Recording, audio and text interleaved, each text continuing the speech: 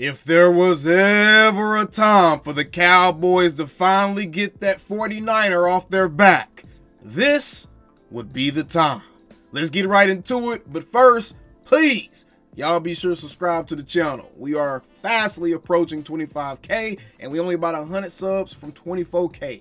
Help your boy out. Let's get right into it, and hey man, we got to do a little bit of housekeeping because some of y'all really got things twisted over here.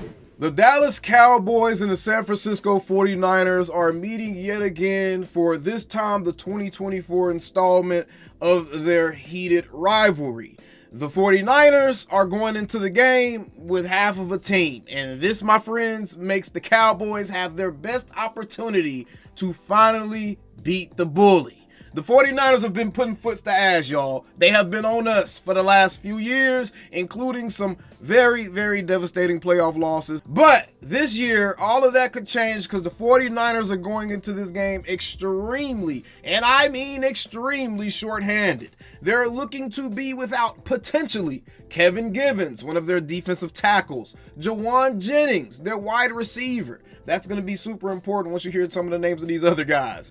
Jake Moody, their kicker, has an ankle issue. Their actual kicker has an ankle issue. That could be huge field position wise, where the 49ers may be comfortable going for it from, etc., etc. That could play a potentially huge part in the game if Jake Moody's ankle is bothering him and it's preventing him from kicking that ball flush. Nick Bosa was also listed on the injury report with an elbow, although he was limited in practice. Nick Bosa is more than likely going to play, so we're not really worried about that. One of their wide receivers, Chris Connolly, George Kittle, has a foot issue. He didn't practice on Wednesday, and he was limited on Thursday. Jordan Mason has a shoulder issue. He was limited both days in practice. Deebo Samuel, he has that pneumonia and fluid in his lungs. He did not play Wednesday, and he was limited on Thursday. And Trent Williams, he's resting. But the other thing about this is we already know Brandon Ayuk is gone, y'all. Their leading wide receiver is gone. Their second best wide receiver is going to probably be gone. I think he was already ruled out according to reports last night in Jauan Jennings. He could end up still playing, but he hasn't practiced all week, y'all. But Jauan Jennings is their second best receiver. I know Deebo Samuels is out there, bro, but Deebo is a gadget dude. And if you ask any 49er fan, they'll tell you, bro, Deebo should not be looked at as a true wide receiver, bro. Deebo is just an athlete out there on the field, college style, right? But Jauan Jennings is going to be gone, so that leaves you with a wide receiver room consisting of Ricky Pearsall, the rookie, who's going to be playing his second game in the NFL after coming back from a gunshot wound in the chest, Chris Connolly, who was also listed on that injury report, Jacob Cowing, and Ronnie Bell. So you're looking at a bunch of unproven guys. You're looking at a bunch of 49er Jags, okay? And their number one pick, Ricky Pearsall, which again, he just started playing professional football, y'all. So weapons-wise, the 49ers are going to be at a major deficit. Now, I know the Cowboys are also at a deficit weapon-wise, so it kind of balances out a little bit. But we do have CeeDee Lamb still. Regardless of how I feel about the mentality he displayed, I still have all the respect in the world for CeeDee Lamb as an athlete and CeeDee Lamb productivity-wise. That's not my issue with CeeDee Lamb. I don't think that he has an issue being productive or putting up stats or anything. I think that mentality-wise, he's just really exposed some things that just are red flags to me, to be quite frank. And some of you guys really have some things twisted, bro. Y'all think I'm supposed to get up here and justify BS. I don't even allow my daughter to get away with doing stuff that I know is wrong. I'm not about to allow these players to get away with doing or saying stuff that I know that it shouldn't just be done or said, especially if you're looking for the right type of guys mentally and leading a group of men, bro. The Cowboys had a chance to set a tone for the culture that all of you guys love to talk about all the time, how we need to build a winning culture. And Troy Aikman had some comments about that as well. We're going to cover in another episode of Dak Attack Show, probably on our double upload today, right?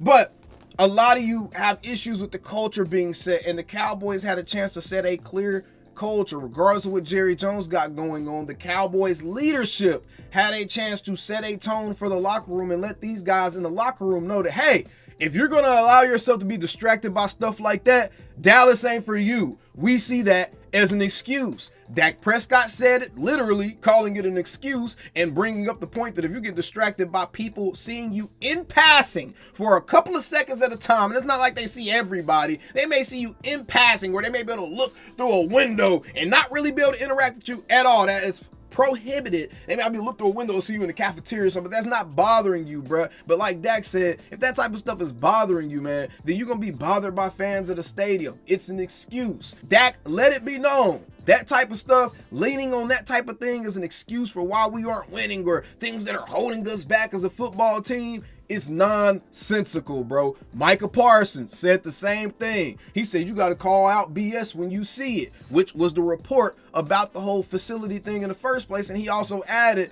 everybody ain't made for the lights, man. So Micah and Dak both made it very clear. We are not about to breathe life into BS like this, bro. And then CD come out and say, sometimes.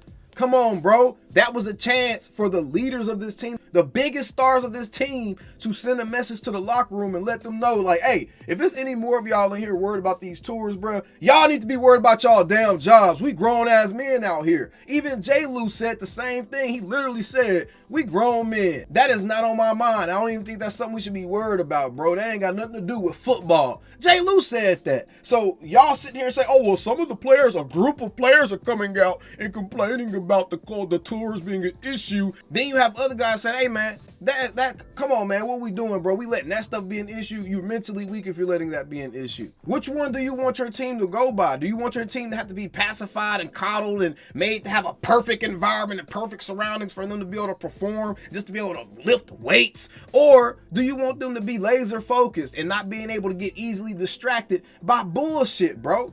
That's my question to y'all. For those of y'all that seem to have such an issue with me pointing out that I didn't like what CeeDee Lamb showed. I did not like the mentality he showed. And if he don't like what we're saying about him due to what he just said about distractions and how the tours are sometimes a distraction, even I guess a holdout isn't a distraction. I guess temper tantrums on the sideline isn't a distraction that your team has to get asked about consistently. I guess those things aren't a distraction either, huh, CD? So again, y'all get upset about people pointing out a consistent track of behavior, bro. And I've been someone that's actually been defending CeeDee Lamb.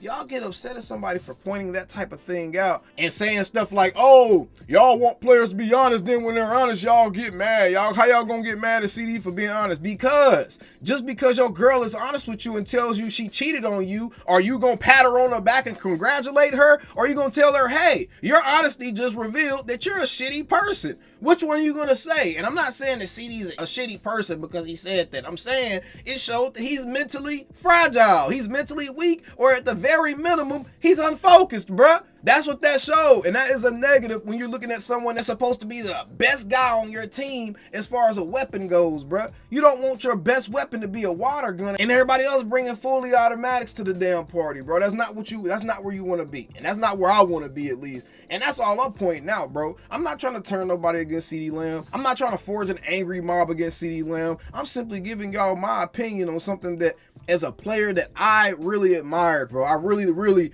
admire and appreciate CeeDee Lamb's game, but I'm trying to give y'all legitimate, objective analysis on things that I'm seeing from certain guys that I just don't like, bro. And if Dak displays certain traits that I didn't like, I would say it as well, bro. I don't know what y'all don't understand about that. I don't care what the name of this show is, bro. I'm not about to jump and do tricks for nobody. That was BS what CD said, and I called it as it was. It was BS, and it was a window into his mentality, and it was troubling to me, and that's all it was, bro. So I'm sorry if some of y'all got issues with me being objective and me being completely honest and not just sitting up here coddling these dudes, because I don't want my football players coddled. I don't want my gridiron gladiators coddled. I want them boys bloodthirsty, man. I want them boys ready to conquer villages, bro. I don't want these dudes coddled. I don't want the fan base to sit here, oh, do you need me to put down some cotton swabs for you to walk on so you don't mess up the bottom of your feet as you walk across the street? No, bro. Ain't nobody got time for that, bro. And I'm just saying. And my bad, ran over. Either way, this is the best time for the Cowboys to take advantage of this matchup against the San Francisco 49ers. They're extremely injured. The Cowboys have been having a lot of foolishness going on, and I'm willing to bet that football field is going to be a moment of peace for a lot of these boys, and I'm sure their egos are wounded as well, and they're gonna want to come out and really show that they're about their business now. So hopefully the Cowboys come out with a little bit of extra oomph, some extra motivation. They had the bye week to be able to look at what was working, what didn't work, which was a lot, and change that stuff. And we can see what Big Mike got, bro. Let's see if the Cowboys really got any type of heart. You're playing a half-man's 49er team. Everybody else may not give y'all credit for beating this 49ers team, but damn it, I'm going to give y'all credit, because at the end of the day, this is a team with a championship culture. And injuries or not, this team is going to be ready to play on Sunday. So you know you're not playing a team that's just ready to roll over and mail one in. They want Dallas's head. They came to our house with F Dallas t-shirts on and all that other stuff. Brother, we need to put foots in 49ers asses, and if we win, I'm still going to feel good. It's not my responsibility as a fan to make sure the other team is completely healthy for me to feel good about a win. Screw that. If we win, I'm going to feel good regardless, right? So that right there, defensively, the Cowboys have a major advantage as far as the receivers that the 49ers are going to be fielding. From a defensive standpoint, now the Cowboys are looking at a combination of a Trevon Diggs and a Kalen Carson out there guarding Jags, essentially. So you got rookie on rookie, and then you got Diggs out there that's kind of tipping the scales in your favor a little bit as a Cowboys fan. Unfortunately, Micah Parsons will not be available for the Dallas Cowboys in this particular matchup. I know that one kind of hurts y'all, but he is still listed on the injury report. He did not practice all week long, so chances are he is not going to be there. We already talked about the John Stevens Jr. ACL injury. Didn't matter. He hasn't played for us anyways. DeRon Bland looks like he's not going to be there. Brandon Aubrey had jury duty. He is more than likely going to play. I highly doubt he misses his game for jury duty or whatever case it is he's sitting in on, right? But overall, the Cowboys, this just lines up well for the Cowboys from a timing standpoint. Matchup-wise, the 49ers are still very good at doing the things that the Cowboys are still very bad at consistently stopping. The 49ers are running the ball very well this season. The Cowboys have been very up and down as far as how well they stop the run. It depends on what team they play, apparently, right? So that's still kind of worrisome, because the 49ers could still end up potentially taking this game over just strictly from a ground game standpoint. But I think this is a gut check game. I don't think this is about analytics. I don't think this is about looking at matchups. I don't think this is about trying to sit here and, dive into some deep strategy talk or anything like that. This is a gut check game, y'all. This is to see with a Dak Prescott, a CeeDee Lamb, Mike McCarthy, Mike Zimmer, this defense. This is a gut check game if I've ever seen one, bro. This has nothing to do with strategy or anything else. These two teams know each other. These two teams know what each other's trying to do on that football field. Not much has changed. Kyle Shanahan is still running the same offense he's been running since he's been in San Francisco, and Dallas is still damn near doing the same exact concepts they've been running regardless of what coach is in there, apparently, right? So this is simply going to be about who wants it more, y'all. And at this point, that's what I'm waiting back to see. I'm sitting back to see how much of a fan experience I'm going to have this season. Am I going to be able to enjoy this season as a fan, or am I going to have to come up here and actually be an objective analyst of football and tell y'all the legit issues that are wrong with this team? Because at the end of the day, that's also part of what I do. Yes, I'm a fan and everything else, but I also have things that I enjoy doing as well, and part of that is really breaking down the game and being objective about what it is we're seeing. And yes, I fought against ESPN and all these other networks against the narratives that they were creating about the Cowboys. But I'm not going to fight against truth, y'all. I am not going to sit here and blindly argue against things that are actually true about the team. And if those things that are true about the team are negative, those are the things that we really have to be honest about and break down so that we as a community can identify those things accurately so we all know what we're looking at, thus making us a more informed and knowledgeable fan base, right? So that's part of the reason why I have to be honest about situations like when CeeDee Lamb says what he says, and what, to me, what that shows and what kind of indicator that is, because it's actually deeper than that. Have y'all ever noticed that CeeDee and Dak always seemingly give the exact opposite answers on anything concerning mentality or approach to the game? There's other things for us to look at that we have to be honest about so that we as a fan base can know the truth about our team while still supporting our team. At least then we will know what we're supporting, right? And that's what I think is important. And that's what I try to accomplish by still coming up here and being objective. And when bad things happen, we talk about those bad things. When our guys do things that are less than favorable, we're going to acknowledge those less than favorable things, guys. I did not make the promise of making this channel with only covering positive content. I said that I was going to correct the narrative that ESPN and these other networks were creating. We've done that, and we are going to continue to do that. But like I said, when the narratives are actually truth, when there's truth to them, I cannot argue against the truth. Only a fool will argue against the truth. And I'm not about to be made to be a fool for anybody, bro. So that's why we have to be honest and have legitimate conversations when things come up. I'm sorry if that hurts some of y'all fragile feelings, bro. I am so sorry. I am so sorry if some of y'all in y'all lives cannot take constructive criticism, constructive critiques, because in the day I don't attack the players. If there are guys, I don't attack them personally. I've gone hard on CD because, quite frankly, he's been doing some fuckboy stuff lately, bro. So I've gone hard on CD lately. I still support CD, and I want him to do well, and I want to see him get it together. I want to see him grow through these growing pains. You know what I'm saying? So it's not like I just want to completely throw him away, but I'm gonna be honest. I don't admire CD as an athlete as much as I did before, just because I think mentally he doesn't reflect the type of athlete's mentality that I admire. Yeah, and that's just the truth of it, bro. I admire that killer mentality. I admire that eat or be eaten mentality. I admire the I'm going to physically impose my will on you type of mentality in CD by his actions and by the things that he says, bro. He has not displayed that for me. So yes, it has taken me down a notch for CD Lamb. Say what you want to say about Micah Parsons, bro. At least he cares. At least he's trying. That's one thing that Micah will do, is he will at least try to defend the star, bro. I don't think CD really cares about the star all that much, just based off of what I've seen. I think CD Lamb is about CD Lamb, bro. And I don't think that he really cares too much else about anything else. And until I'm shown otherwise, that's just my opinion, y'all. And I'm sorry. Again, I'm sorry that I can't only have positive opinions about every player on the team. I did have a bunch of positive opinions about CD. I still have some positive opinions about him, but at the end of the day, I'm going to be real with myself and with y'all about what I'm seeing and traits that I'm seeing and stuff that I'm seeing on the field, stuff that I'm seeing off the field. I'm going to come and give my thoughts on things that are reported on this team. I am not making up reports. I'm not doing none of that, y'all. I am simply relaying and giving my thoughts and informing my audience on things that they may not have known about, or they may want to hear my opinion on. And if that's not what you want to hear over here, if you think that this channel is only supposed to be for me to be on my knees, gok 3,000 in these Cowboys, bro, that's not what we're gonna be doing, bro.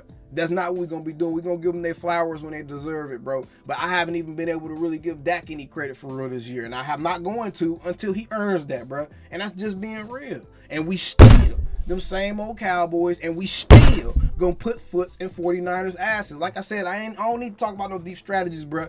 This is gut check week, bro. This is gut check week. Strategies and all that stuff don't matter. Both of these teams are still kind of injured and not healthy all the way. So this is going to be gut check week. This is going to be, can the Cowboys stop the run? Can they force Brock Purdy to win that game? Because that's when the 49ers have issues. Is when Brock Purdy is forced to be the determining factor in winning games. Can they force Brock Purdy to carry that team? Because he's had a rough season so far, just like Dak Prescott has. The 49ers are struggling just as much as the Cowboys are. Defensively, the 49ers are vulnerable right now. Yes, they still have Fred Warner out there, but there's been a couple of games this season where Fred Warner has not been able to look like Fred Warner, and trust me, 49ers fans are upset. They want the head of their defensive coordinator. They're just as upset with some of their coaches as Cowboys fans are with some of ours. So that's what we have to understand is, bro, both of these teams they're both going into this game in a position of flux. So this is right here is a gut check game. This is going to be come in and be disciplined, avoid penalties, stay on the field, extend drives, and who's going to be the more physical team. And I think that's the most important thing, bro. If we win the turnover battle and we limit their running, I think the Cowboys win this game. All right, that's just how I see it. I'm going to call it 23-17 Cowboys. See y'all on the next. Calling me, texting me, paging me, asking me, am I still the ball? Y'all usually check on me. Listen. I'm still them boys. Hey! Woo! Hey! I'm still them boys.